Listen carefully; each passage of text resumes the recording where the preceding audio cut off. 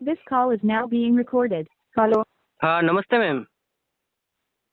Hello hello hello અવાજ આવે છે? हाँ बोलो भाई. મેમ તલ્લીથી બોલું, મહેશ વાસિયા. हाँ પ્રજ્ઞાબેન બોલે, તળાજા ડેપો મેનેજર.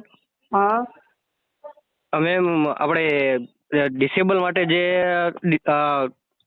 ડિજીલોકરમાં જે બસ પાસ માન્ય રાખવામાં આવેલો છે એનો પરિપત્ર થયેલો છે, તમને ખબર છે? हाँ सर. અચ્છા, તો તમારા ડેપોમાં જેટલા કંડક્ટર આવતા હોય એમને તમે સૂચના આપેલી છે કે? હા અપાઈ ગયેલી છે. બોલો ને શું પ્રોબ્લેમ આવ્યો ભાઈ? એટલે મેમ કાલે આવતો હતો તળાજાથી હું બોરડા, તો ડિજીલોકરમાં માન્ય નહોતા રાખતા કંડક્ટર. કઈ બસ હતી ભાઈ?